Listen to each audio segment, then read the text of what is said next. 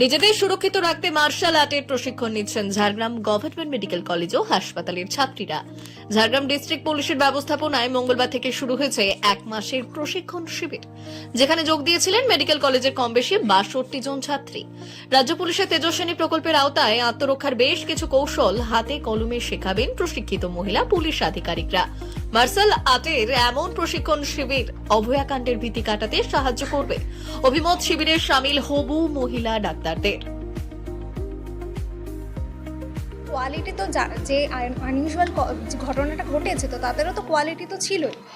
আর quality martial art হচ্ছে মানে martial art বলে কথা না, এখানে যেটা বলা হয়েছিল না যে ছোট ছোট টুলস দিয়েও আমরা নিজেকে ডিফেন্ড করতে পারি, তো সেটা যাতে ওই মোমেন্টে ইউজ করতে পারি, সেটার যে মাইন্ডসেট সেটা যাতে প্রিপেয়ার হয় তার জন্য। মানে এমন নয় যে 1 মাস আমি শিখে বিশাল কিছু করে ফেলবো বা আমার উপর অ্যাটাক হবে আমি তখন কিছু করতে পারবো, এমনটা নয়।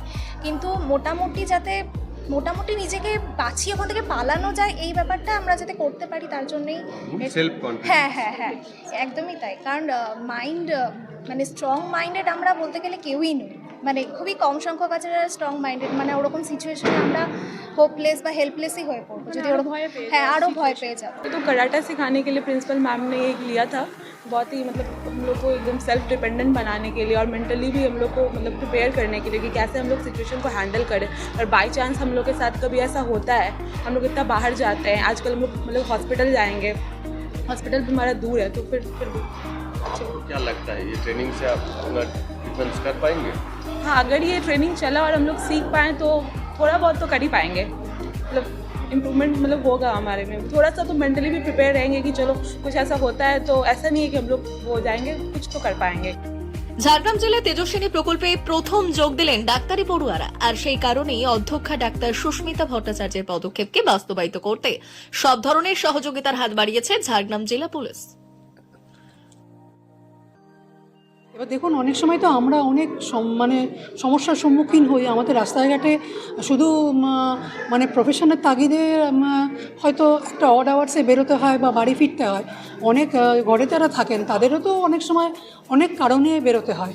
তো অনেক সময় হয় ট্রেনে, বাসে বা বিভিন্ন জায়গায় আমরা অনেকভাবে কোণঠাসা হচ্ছি বা কিছু একটা এমন সমস্যার মোকাবিলা মানে সম্মুখীন হচ্ছি যে তখন মনে হয় যে আমরা যদি এটা আমাদের মার্শাল আর্টটা জানা থাকতো, আমাদের অন্তত আমরা কনফিডেন্টলি কীভাবে অল্প সময়ের মধ্যে, যেটা বলছিলেন আমাদের এসপি সাহেব, যে একটা বন্দুক থাকলেই 5 সেকেন্ড টাইমের মধ্যে সেটাকে লোড করে সেটাকে কক করে সেটাকে আমাকে ফায়ার করা, তো এইটুকু সময়ের মধ্যেই তো আমাকে প্রতিপক্ষকে মানে সে হয়তো হতে পারে অনেক শক্তিশালী, কিন্তু আমার কনফিডেন্সের লেভেলটা এমন হবে এবং আমি যদি প্রশিক্ষণটা ঠিকমতো পাই তাহলে আমরা হয়তো সেই সমস্যাটা মোকাবিলা করতে পারবো।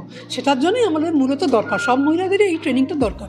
আমাদের ঝাড়গ্রাম জেলাতে মেডিকেল কলেজে এটা আমাদের প্রথম, এবং বিভিন্ন জেলাতে বিভিন্ন নামে আপনারা হয়তো দেখবেন বিধাননগরে যেরকম একটা বাঘিনী নামে প্রোগ্রামটা হয়, অন্য জায়গাতে অন্য নামেও হয়েছে, কিন্তু আমাদের এখানে তেজস্বিনী নামে আমরা এটা স্টার্ট করেছি, যেটা বেঙ্গল পুলিশের আরও কিছু কিছু ইউনিটসেও চালু হয়েছে।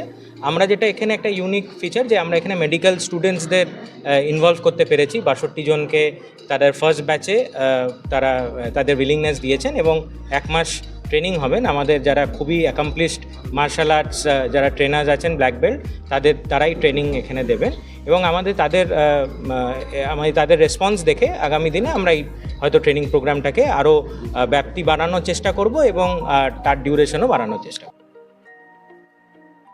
তেজস্বিনী প্রকল্পের আওতায় ঝাড়গ্রাম জেলার সমস্ত গার্লস স্কুল ও কলেজ ছাত্রীদের শামিল করারও ভাবনা জেলার পুলিশ সুপার অরিজিৎ সিনহার। সংশ্লিষ্ট স্কুল ও কলেজগুলি থেকে সদর্থক সাড়া পেলে জেলায় খুব দ্রুত মার্শাল আর্টের এমন প্রশিক্ষণ শিবির চালু করার আশ্বাস দিয়েছেন তিনি।